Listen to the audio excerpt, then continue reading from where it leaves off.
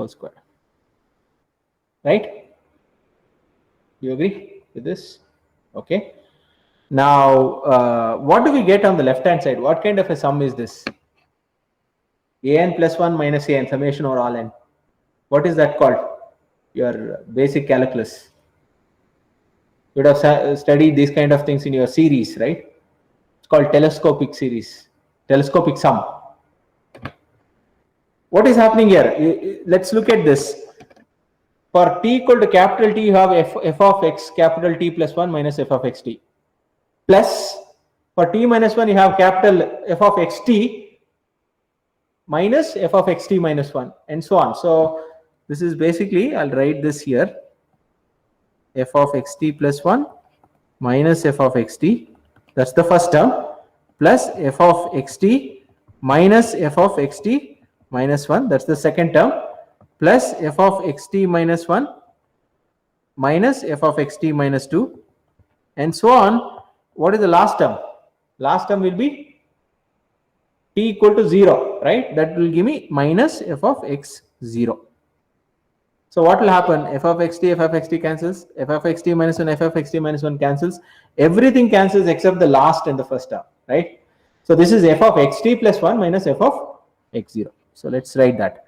F of xt plus 1 minus f of x 0 is less than or equal to alpha times, well, this is t times the minimum over all t, the gradient of f of xt squared, right?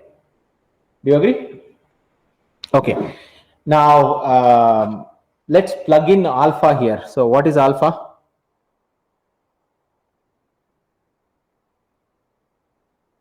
Alpha is minus eta times 1 minus lambda eta by 2, right? Minus eta times 1 minus lambda eta by 2, capital T, minimum over all t, okay, square, right? Okay. So there is a minus here, right? So a is less than or equal to minus b, then b is greater than or equal to minus a, right? So that means the gradient alpha t times the gradient is greater than or equal to. So if I have negative, what will I get? Less than or equal to, right?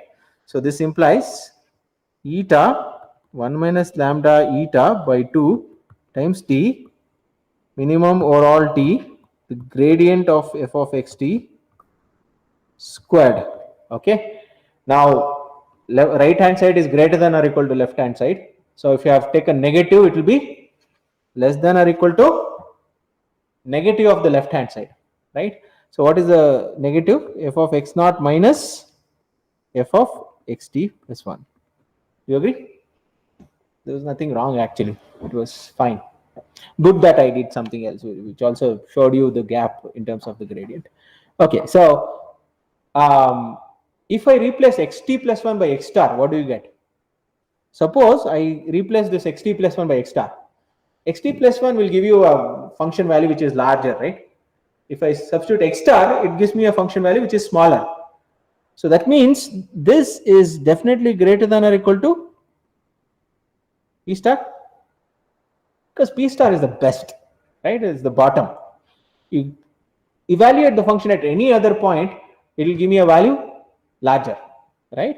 So now if I replace f of x capital T plus 1 by p star, it will always give me an upper bound, right? Further, right? I'm making the one that gets subtracted smaller, so it should be larger, right? So f of x naught minus p star.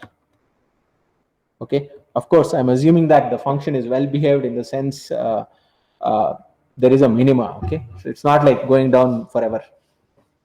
Okay, so now what do we get now? So we get this nice result. So we will make some adjustments here. Choose eta to be equal to what? I'll choose as before, right? 1 by 2 lambda or 1 by lambda. So if I choose 1 by lambda, what do I get?